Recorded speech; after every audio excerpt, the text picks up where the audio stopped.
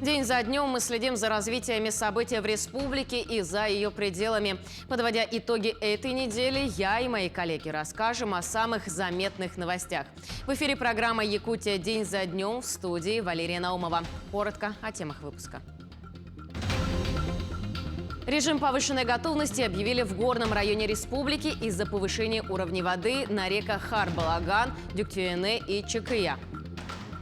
Подтоплена достаточно большая территория протяженностью более 250 метров, глубиной до 1,5 метров. Работа идет организованно. Сформировался кадровый состав единых опорных пунктов в ДНР, Херсонской, Запорожской областях и в ЛНР.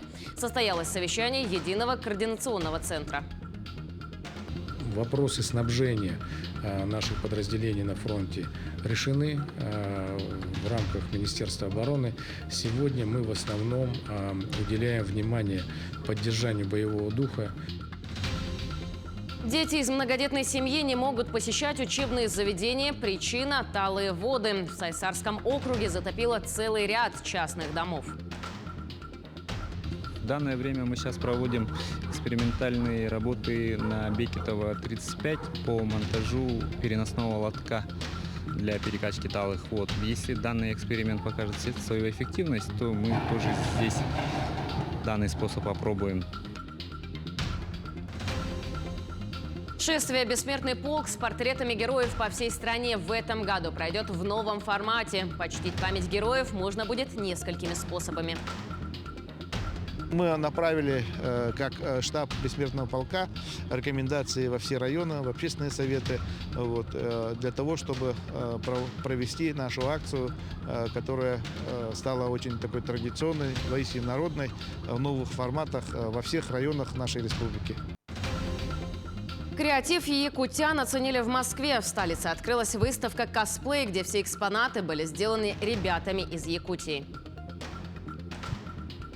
Наша задача была найти фанатов. Фаната у нас найти получилось. Собственно говоря, выбор был очевиден. Работа была долгая. Она началась больше года назад. И тот результат, который у нас есть, он не может не радовать. Восторгает все.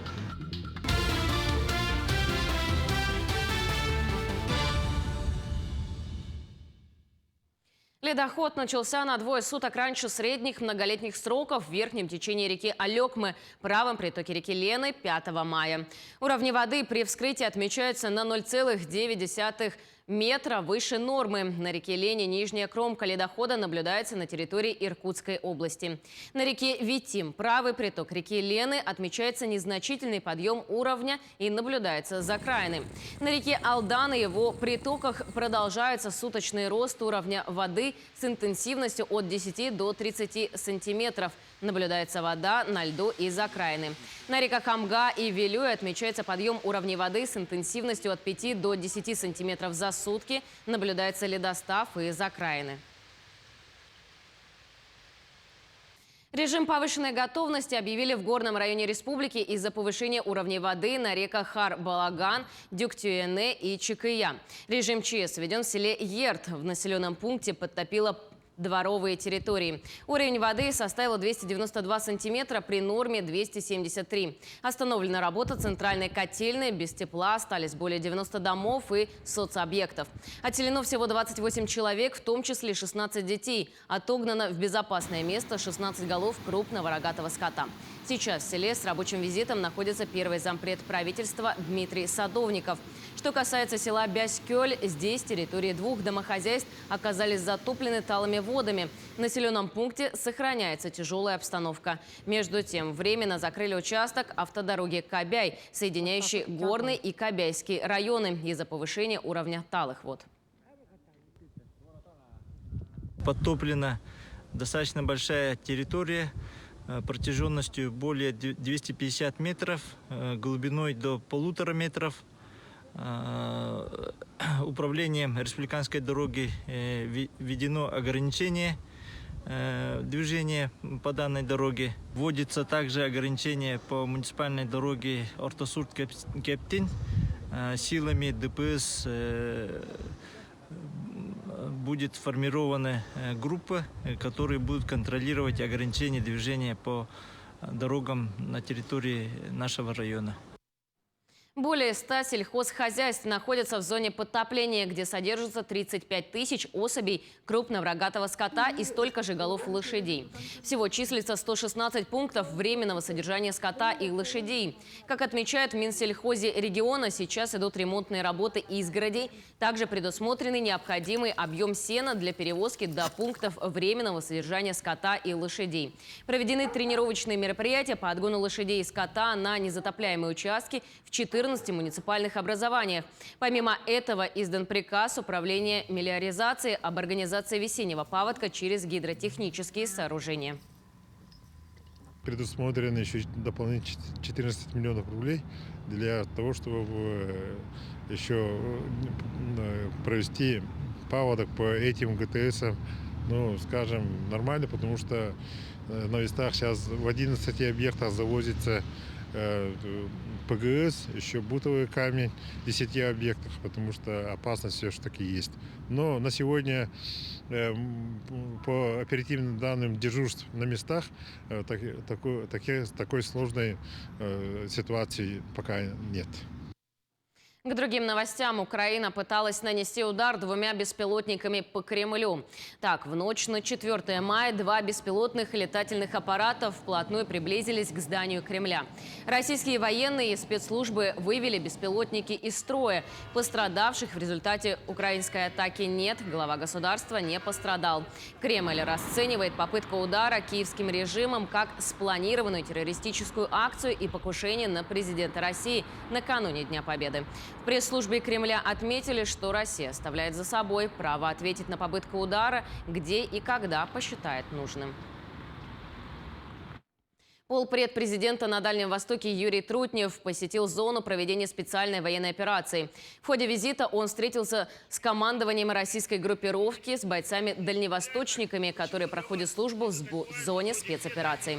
Также Юрий Петрович передал в части новейшие образцы вооружения, оптические и тепловизионные прицелы, снайперские комплексы, произведенные в России. Все образцы пройдут испытания в боевых условиях, и те, что зарекомендуют себя с лучших сторон, отправят в массовое производство. Мы вот сейчас создали новую оболочку территории опережающего развития патриотического. Вот у нас в рамках ТОРов вообще мы недавно цифру 3 триллиона перешагнули, 3 триллиона денег, вложенных в Дальний Восток в рамках механизмов поддержки. Вот. А здесь он пока только начинается, но наша задача, чтобы все, у кого есть хорошие мысли, как помочь специальной военной операции, как помочь победить в стране, чтобы мы их могли поддержать, чтобы у них проекты сбылись.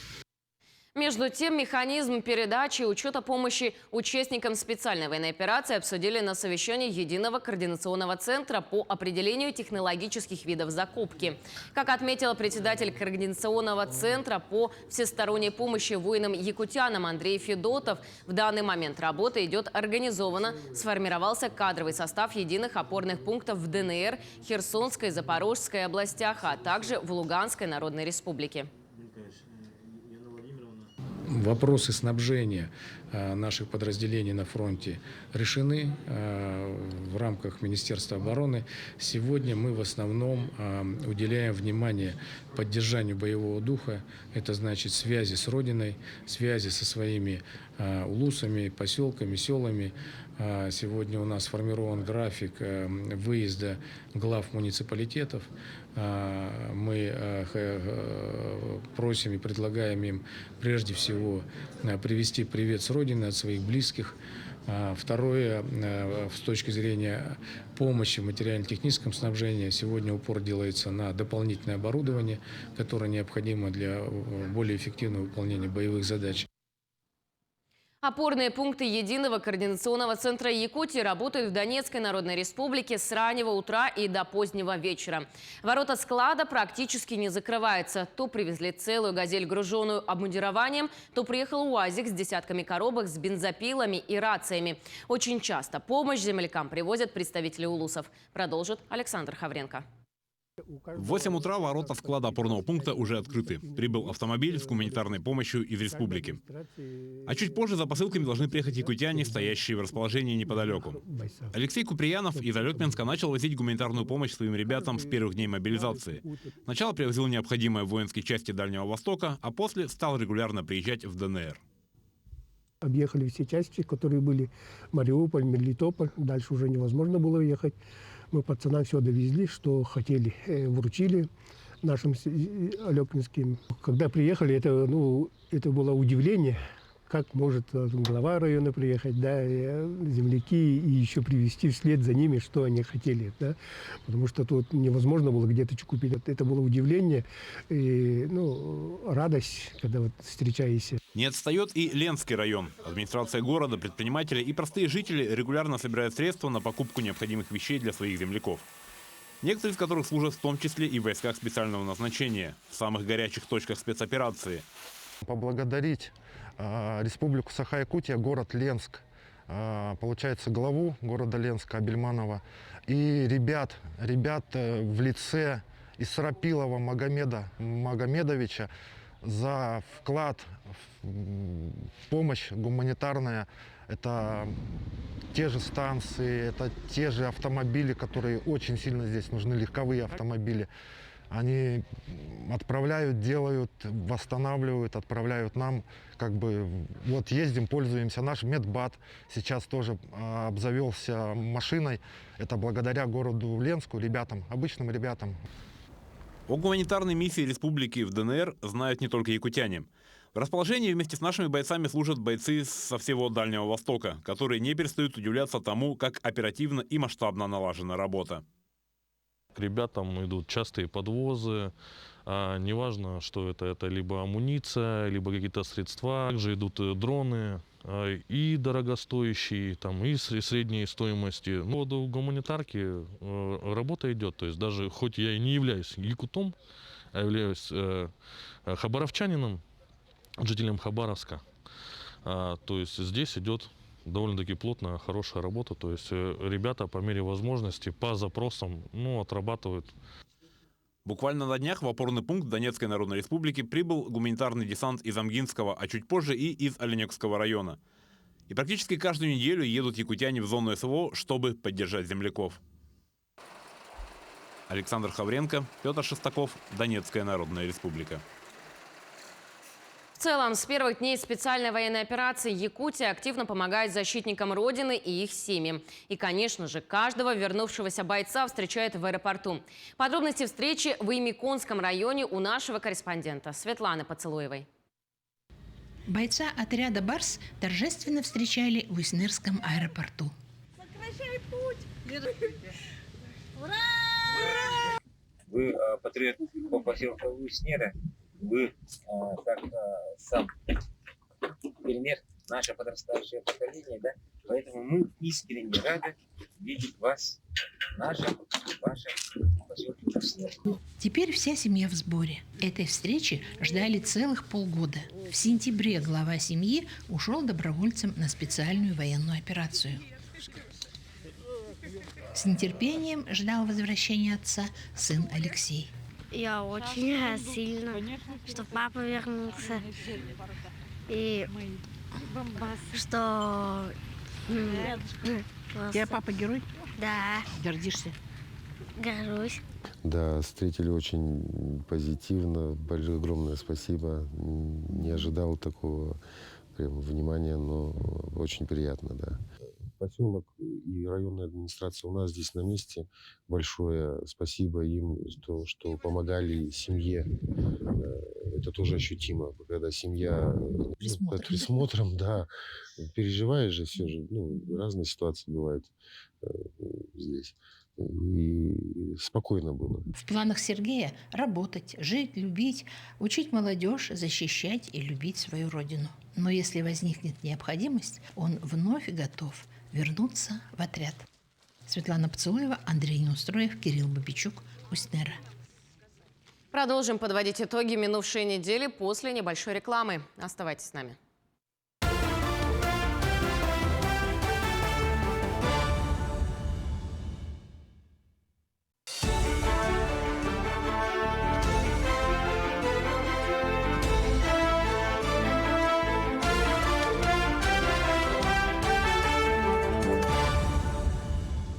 В эфире «Итоги недели», и мы продолжаем. В ходе рабочей поездки в республику министр внутренних дел России Владимир Колокольцев дал оценку работе якутской полиции по противодействию криминальным проявлениям на территории региона и поручил принять дополнительные меры по ключевым направлениям ее деятельности, в том числе по борьбе с IT-преступностью и коррупцией. Также Колокольцев встретился с личным составом госавтоинспекции. Глава МВД России потребовал от руководства и личного состава подразделения принять все необходимые меры для снижения аварийности и решения задач, предусмотренных федеральным проектом «Безопасность дорожного движения». Он отметил важность разъяснительной работы с водителями в районах с повышенным риском возникновения чрезвычайных ситуаций. Дворы, подъезды и квартиры утопают в талых водах. Больше всего в этом году пострадал аварийный жилой фонд, так как многие дома находятся в низине. Подробнее о том, какая сейчас обстановка в домах и о недавнем конфликте между соседями в 17-м квартале Якутска, расскажет Светлана Амосова. Самое страшное, что эти поддоны просто плавают на воде. На первом этаже никто не живет. Жильцы свои квартиры бросили. Вот так вот наступаешь на поддон, столько воды. Уровень воды в аварийном доме по улице Пионерская местами выше колена. Хоть как-то передвигаться по подъезду помогают лишь такие шаткие сооружения. Удержаться на этих плотах довольно сложно. И если неправильно ступить, можно получить серьезные травмы. Так и случилось с Вероникой Батуевской. Я недавно упала 24 числа. Хорошо был рядом со мной сын. Помог мне вылезти. Я наглоталась этих вод и ушибла сильно руку. Наложили гипс. Вот таким насосиком я откачиваю. Потому что остальные насосы очень дорого стоят. Некоторые собственники борются с талыми и канализационными водами таким способом, сливая в ближайшую трубу. Если так не делать, полы в квартире полностью уходят под воду. И вот так вот затопило по самому. По следам на стенах квартир первых этажей видно, как сильно затопило в этом году дома. Чтобы как-то спасти мебель и технику, жильцы подняли вещи повыше, но и это не помогло. На протяжении нескольких дней уровень воды не опускался. Как следствие, везде образовался грибок. Смотрите, что делать. Пионерскую 20 затопили, качают с соседних домов. Не желая терпеть всего этого, они решили сливать воду через дорогу во двор соседей. И между ними разгорелся нешуточный скандал. По их словам, управляющая компания не отправляет им машину. Поэтому они посчитали, что это их единственный выход. Зачем вы ко мне теперь качаете? У вас дом стоит на сваях. Вам сейчас отправят фекалку. Вы что, обнаглели, что ли? Фекалку. А почему вы себе-то не вызовете ее? А потому что нам говорят, что мы никто, что у нас в дом А мы, как рассказали в управе строительного округа, такая ситуация сложилась из-за того, что насосная станция водоканала не справлялась. Поэтому аварийные дома стало сильно топить, и вода долгое время не уходила. К вечеру эта ситуация стабилизировалась благодаря тому, что насосная станция заработала. И в настоящее время насосная станция работает в штатном режиме.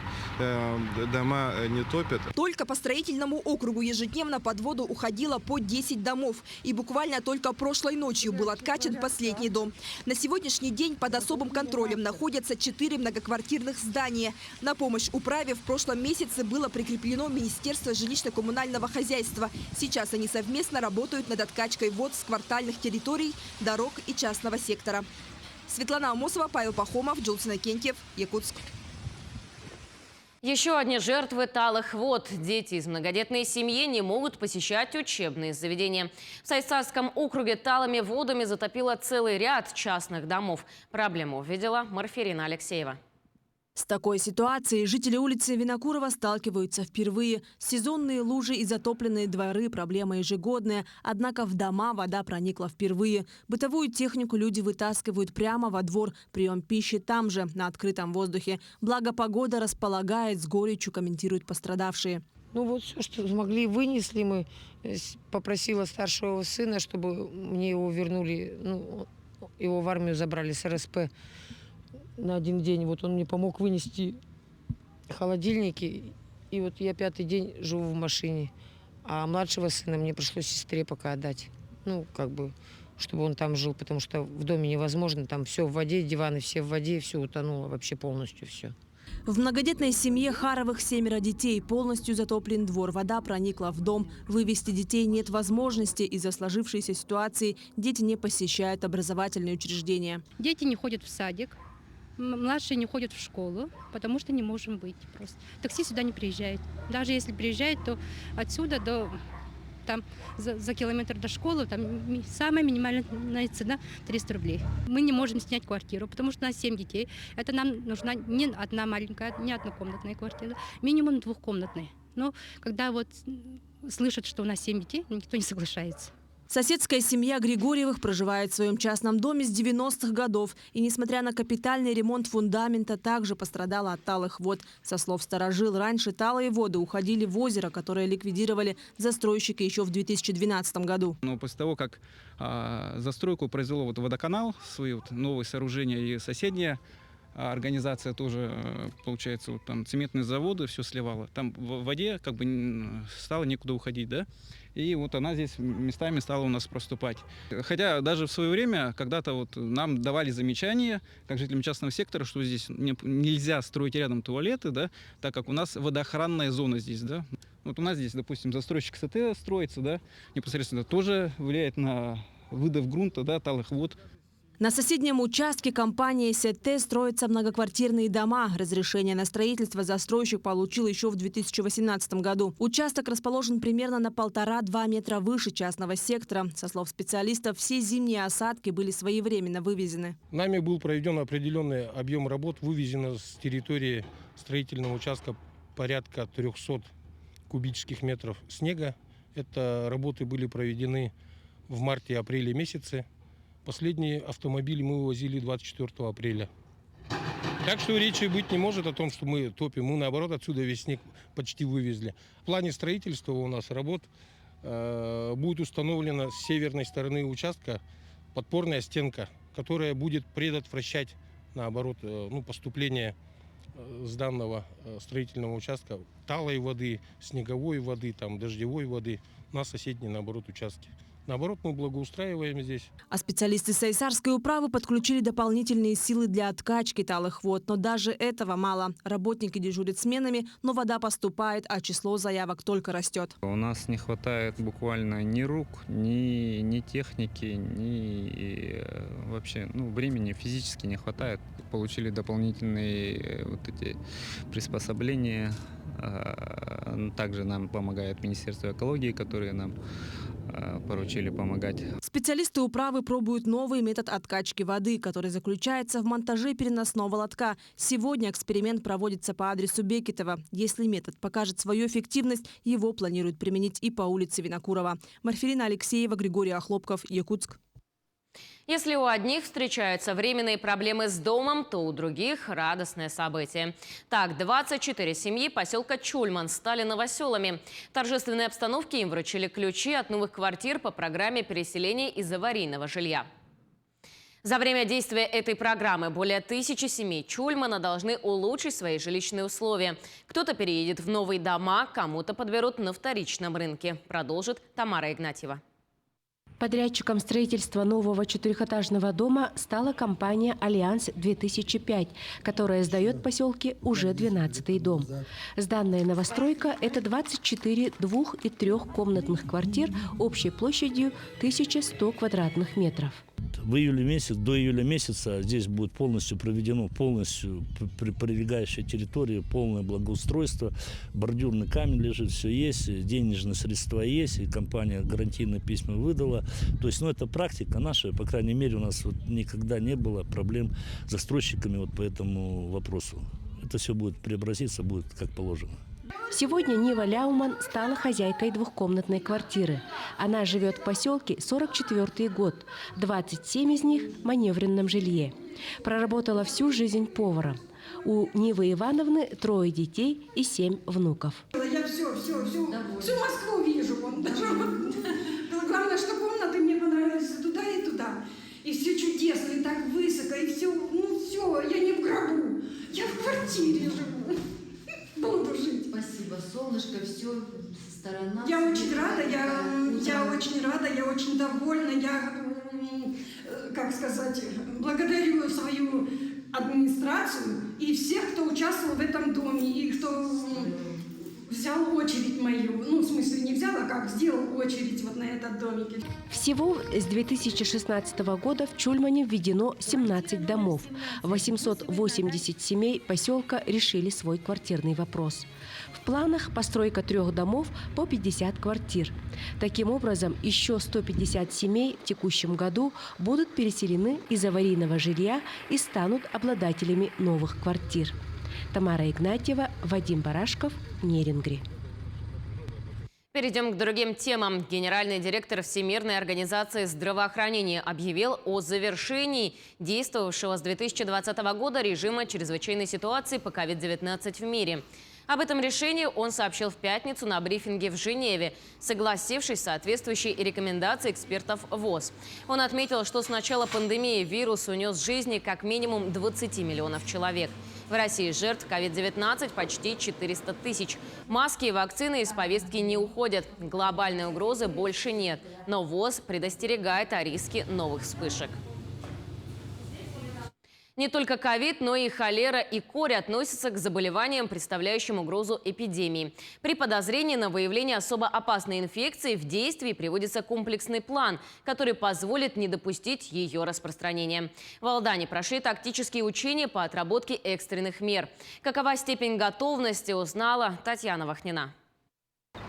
Рейсовый автобус прибыл в Алдан по расписанию, но из салона никого не выпускают. По полученной ранее информации, у 2 пассажиров наблюдаются симптомы, которые могут свидетельствовать о заболеваниях, представляющих высокую эпидемическую угрозу. Такова была легенда учений, проведенных сотрудниками Алданской ЦРБ совместно со специалистами Роспотребнадзора. Отрабатывалась ситуация с выявлением пациентов с холерой и корью в городе Алдан. Бригады скорой помощи приехали на вызов спустя несколько минут. Пассажиры были экстренно госпитализированы в инфекционное отделение Алданской ЦРБ. У первого условного больного подозрение на холеру. Это заболевание вызывает быстрое обезвоживание, которое способно привести к необратимым последствиям в течение нескольких часов. Симптомы, имеющиеся у второй пациентки, могут указывать на инфицирование вирусом кори. Вначале маскируют себя под маской простудного заболевания, но на 5-7 сутки у больных появляется высыпание на различных частях тела. Чем корь опасна? Тем, что возможно присоединение вторичных бактериальных осложнений, таких как пневмония, энцефалиты, менингоэнцефалиты. Тяжелее корь течет у взрослых пациентов. В канун сезона отпусков ожидается рост миграции населения, и риск завоза особо опасных инфекций возрастает. Первоосновной защитой против ряда заболеваний является специфическая профилактика. Проверена готовность медицинской организации к приему больных с особо опасной инфекцией, а также настороженность по заболевшим корью. Учения прошли хорошо, оценка удовлетворительна. При коре огромной нагрузке подвергается иммунная система. Без своевременной помощи инфекция может привести к летальному исходу. На сегодняшний день специфического лечения от кори не существует. Единственный способ защитить себя и близких – это вакцинация. Так что всем гражданам рекомендую невакцинированным или у кого срок вакцинации уже превышает 20 лет, обязательно пройти вакцинацию. После транспортировки пациентов в стационар была проведена тщательная дезинфекция автомобилей скорой помощи. Комплекс мер экстренного реагирования при выявлении особо опасных инфекций на практике был отработан полностью. Татьяна Вахнина, Сергей Шипачев, Александр Лукин, Алдан. Продолжим подводить итоги минувшей недели после небольшой рекламы. Оставайтесь с нами.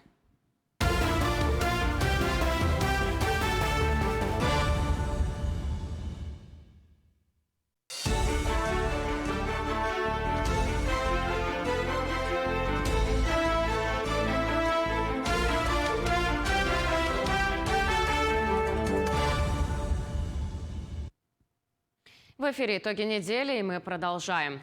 В День Победы традиционный парад на Красной площади пройдет по плану. Об этом сообщил пресс-секретарь президента Дмитрий Песков.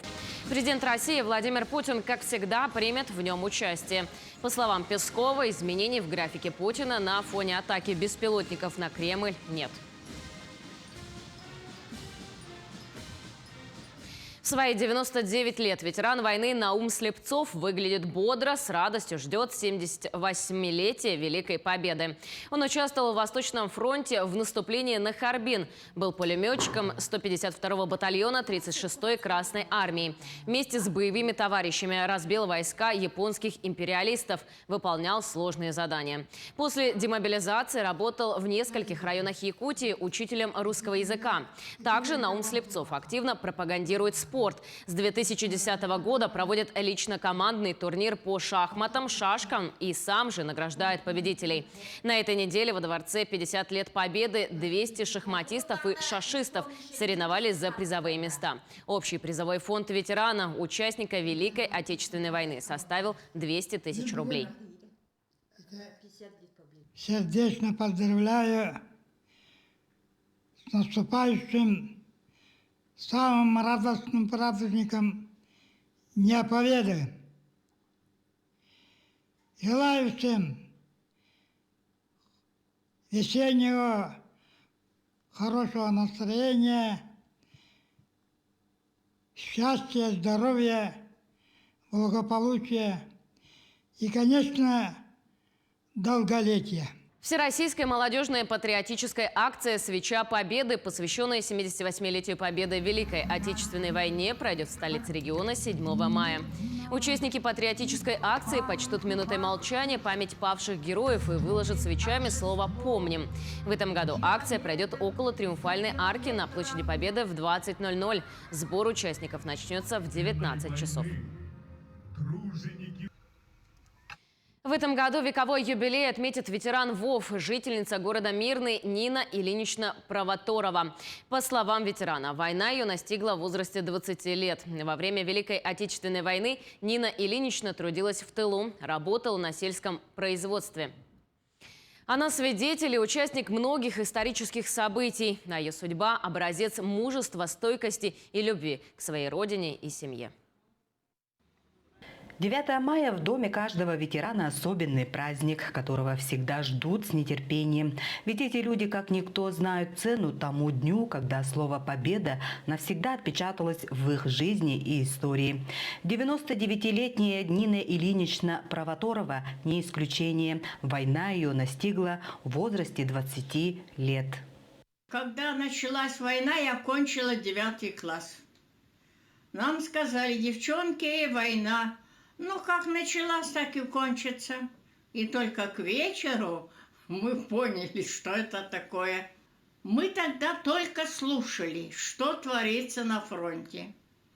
А сейчас, глядя на украинские баталии, которые творят фашистские эти немцы, вспоминаются те слова, которые тогда произносились, которые творили на нашей территории фашисты. И вы знаете, цена победы становится еще в 2 раза дороже и больше. Такие ветераны, как Нина Ильинична, огромное достояние нашей страны. Они помнят и рассказывают молодежи о тех лихих годах, когда нужно было отстаивать свободу и независимость, а после войны восстанавливать страну. Я всегда вспоминаю заготовку сена, потому что мясо откармливали животных, мясо на фронт, масло на фронт, молоко, творог делали. А 10 месяцев зима в Якутии, остальное лето. Кормить надо было, а для этого надо было заготовлять. Даже оленям и то пищу заготовляли. Очень сложная, конечно, работа, особенно верхом на кобылицах. В 10 классе уже во время войны мы учились, санитарное дело было. Нас уже выпускали сандружиницами. Ну, потери большие.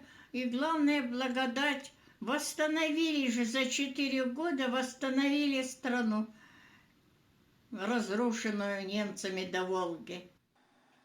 В ноябре Нина Ильинична отметит столетие. Вдвойне отрадно, что эта дата совпала с годом педагога и наставника. Ведь она 43 года отработала учителем химии и биологии. И сегодня ветеран Великой Отечественной войны гордо носит звание «Заслуженный учитель РСФСР», ЯА СССР и Республики Саха, а также отличника народного образования. Мне хочется пожелать, во-первых, дружбу между народами, между собой, независимо от того. Затем любить свою профессию, увлекаться любимым делом каким-то. Ну и меньше всего заниматься всякими ненужными новшествами, а заниматься это... Ну и хочется, чтобы якутское население Якутии занялись сельским хозяйством, в малом хотя бы варианте. Это имеет большое значение и для здоровья. Нина Ильинична Провоторова – свидетель и участник многих исторических событий, а ее судьба – образец мужества, стойкости и любви к своей родине и семье. Сегодня многочисленные ордена и медали на ее груди – подтверждение долгого, непростого, но доблестного жизненного пути. Анна Васильева, Якутия, день за днем. Шествие «Бессмертный полк» с портретами героев по всей стране в этом году пройдет в новом формате. Подробнее об его организации и праздновании Дня Победы в Якутске расскажет Марфирина Алексеева. Празднование Дня Победы первым делом всегда было и будет почтение памяти героев, защищавших Родину. В этом году организаторы предлагают 4 варианта проведения бессмертного полка. Это размещение портрета защитника Родины на стекле автомобиля, фото героя на одежде, бейджи с портретом участников Великой Отечественной войны, а также в онлайн-формате. Изображение можно поставить героя своего на автомобиль. Это могут быть задние боковые стекла или заднее стекло. Вот. Мы предлагаем это сделать и нашим предприятиям. Нанесение рисунка, портрета на одежду. Это могут быть и футболки, могут быть куртки, жилеты. Третий формат подразумевает собой бейджики. Он будет полезен для тех людей, которые работают в этот день. Это могут быть полицейские, люди на дежурстве, журналисты, пожарники, например. Для участия в проекте «Бессмертный полк онлайн» необходимо загрузить фото ветерана на сайте www.polkrf.ru. Также жители Якутии могут рассказать о подвиге своих предков на сайте Победа НВК. Каждый желающий может загрузить фото, видеоархив, оцифрованные фронтовые письма своих предков и другие сведения о родственниках. Для этого необходимо заполнить форму на сайте pobedanvk.ru. В этом году мы по телевизору, по радио слышали, что онлайн-парад будет. Вот, думаем, со своей семьей тоже обсудим это дело и обязательно тоже будем принимать участие. То на автомобиле, вот, беджики можем, по телевизору, там, по интернету можем отправить тоже. Так что будем вспоминать наших ветеранов Великой Отечественной войны. Вот, каждый должен это все равно чтить. Вот, я думаю, так. Остальная ежегодная программа празднования Дня Победы в Якутске состоится в традиционном формате. Мероприятия будут проходить в Парке Победы и на Площади Победы. Там же развернут полевую кухню для горожан и проведут акцию «Георгиевская лента». 9 мая с 11 часов на Площади Победы состоится торжественный митинг и военно-патриотический парад, которые будут возглавлять участники специальной военной операции. Левое плечо вперед, шагом. Марш! Сейчас все заряжены энергией, душой и патриотизмом, чтобы показать, какие у нас молодые ребята, что это достойные преемники поколения, которое защищало нас. И сейчас рождается новая история. Наши ребята специальной военной операции выполняют те же подвиги, что наши предки Великой Отечественной войны. А завершится празднование Великого Дня Победы торжественным концертом и традиционным салютом. Марфирина Алексеева, Георгий Охлопков, Якутск. Продолжим подводить итоги минувшей недели после небольшой рекламы. Оставайтесь с нами.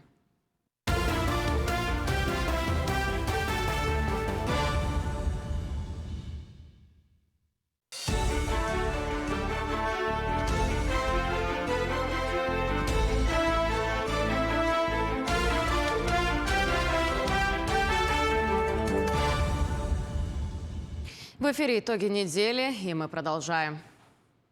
Доставка пенсии, оплата коммунальных услуг и школьное питание. Какие законы вступили в силу 1 мая и как это отразится на жизни россиян? Об этом в следующем материале. С 1 мая этого года в силу вступило сразу несколько законов. С 1 мая, согласно вступающему в силу закону, выдавать пенсии наличными на дому или в кассе будет только Почта России. Напомню, что прежде этим занимались как Почта России, так и иные организации. Они менялись в зависимости от региона. При этом у небольших организаций возникали проблемы с этой работой.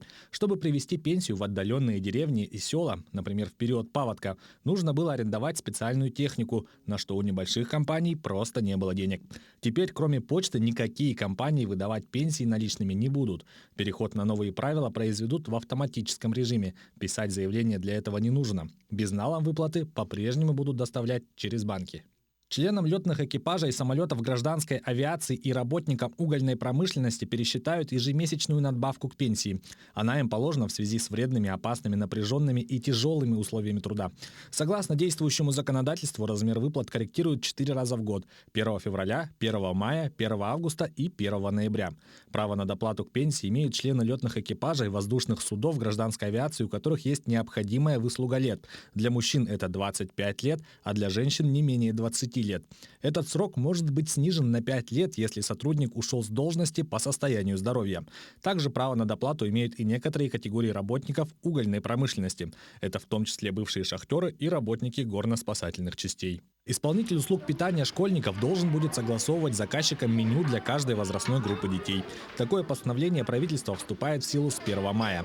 Отдельно предписано согласовывать диетическое питание, если оно требуется для кого-то из учеников. Также Кабмин запретил исключать из меню горячее питание. Еще одно требование – исполнитель обязан ежедневно отбирать и хранить суточную пробу из каждой партии приготовленной еды. Банк России снизит комиссии для компаний, предоставляющих жилищно-коммунальные услуги и принимающих платежи через систему быстрых платежей. Для таких организаций размер комиссии снизят с 0,4% до 0,2% от суммы платежа, но не более 10 рублей. Как пояснили в Банке России, эта мера сделает прием оплаты через систему быстрых платежей более выгодным. Юрий Осипов, Якутия 24. Креатив якутян оценили в Москве. В столице открылась выставка «Косплей» в далекой-далекой галактике. Она посвящена героям знаменитой кинофраншизы «Звездные войны». Все экспонаты были сделаны ребятами из Якутии. Их специально пригласили организаторы выставки. С плодами их работы познакомился Максим Кардозу. Как в сказке. Такие эмоции испытывает любой, кто попадает на выставку «Косплей» в далекой-далекой галактике. Посетители окунаются в волшебный мир «Звездных войн» с джедаями, разумными роботами и монстрами. Больше 200 экспонатов, воссозданные из фильма сцены. Территория в 1000 квадратных метров. От всего увиденного захватывает дух. Очень нравится, очень вообще интересно, как я узнал в официальной группе ВДНХ, так все соответствует, эмоции переполняют, не зря купил билет, очень нравится. Впечатления такие, что ты находишься в фильме. Детальность проработки всех вот элементов очень хорошо. Я был на многих фестивалях за последние года, но вот столько качественных стендов я, наверное, нигде не видел. Все это работа якутских ребят. Команда Аяла Федорова больше полугода трудилась над этой экспозицией. В Якутске он собрал костяк из 25 человек и привез в Москву. У меня есть основная команда, вот они точно все приехали. И набирал дополнительную команду для сложных скульптурных художественных работ. Потому что такой масштаб с такой маленькой моей командой, это было невозможно. Поэтому мы начали искать знакомых, кто учился в художественном. Начали проверять. Я проверял у себя в мастерской в Якутске. Мы долго искали художника, и наша задача была найти фанатов. Фаната у нас найти получилось. Собственно говоря, выбор был очевиден. Работа была долгая. Она началась больше года назад. И тот результат, который у нас есть, он не может не радовать. Восторгает все.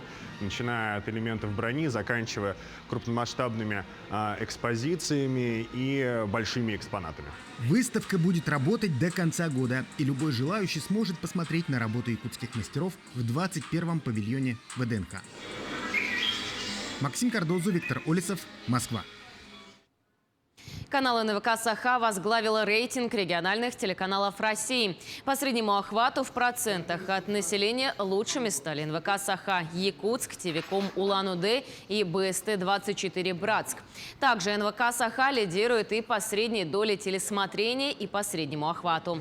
Этот результат помогает нам оперативно реагировать на настроение наших телезрителей, на их пожелания и, основываясь на таких объективных данных, строить программную политику наших телеканалов, поделился генеральный директор телекомпании Олег Марков. Республиканскому театру «Кукол» исполняется 38 лет. Его первыми актерами были выпускники Свердловского театрального училища. Премьера первого спектакля состоялась в мае 1985 года. За все годы работы были взлеты и падения, надежды и иллюзии. Но вопреки всему театр рос, творчески развивался и постепенно вместе с движением времени смог завоевать достойное место среди театров России. После третьего звонка мягко раскрывается бархат занавеса и начинается спектакль. Для зрителя поход в театр – это всегда праздник, когда забываешь обо всем внешнем и живешь на сцене. С героями, о чем бы они ни повествовали – о дружбе и любви, встречах и расставаниях, мире и войне, подвигах и предательстве. Театр «Кукол» у нас очень такое место замечательное, где собирается очень много всегда жителей города. И вообще не бывает даже свободных мест. Вот сколько ходишь на постановки, да, это говорит о том, что театр «Кукол» востребован. И они постоянно делают синтез. Куклы, люди, куклы – это всегда очень интересно. Республиканский театр «Кукол» единственный в Якутии. Сейчас здесь работает более 40 человек. Треть из них – это актерский состав и специалисты, которых не видит зритель. Но без их работы не было бы спектакля. Но их там не было. Не оказалось? Не стоит так близко к сердцу. За все годы работы театр «Кукол» многократно становился участником и лауреатом различных фестивалей. Является обладателем наград, в том числе и «Золотой маски». Для меня очень такой важный фестиваль, в котором мы участвовали, это был Всероссийский театральный фестиваль. Пушкинский фестиваль назывался. Вот, 8-й в городе Пскове. Ну, я как бы ставлю не только кукольные спектакли в «Куклах», да, я еще ставлю как бы драматические спектакли тоже. И вот как раз эти были спектакли драматические, которые вот участвовали в большинстве фестивалей. Ну вот кроме «Золотой маски» и всех остальных, потом уже пошли как бы более такие серьезные кукольные работы. А начинал я все равно как драматический режиссер, получается. Ну, просто школа своя, да, соответственно, как бы она все равно тянула туда. Но все-таки главная награда для артистов – это не медали и грамоты, а детский смех и хорошее настроение, которое они дарят каждому своему зрителю. Ирина Жданова, Вадим Барашков, Нерюнгри. Такой запомнится минувшая неделя глазами наших корреспондентов. Вы смотрели итоговую программу «Якутия. День за днем». Мои коллеги и дальше продолжат следить за развитием событий в республике и за ее пределами. Но я с вами прощаюсь. Всего доброго и до встречи в эфире.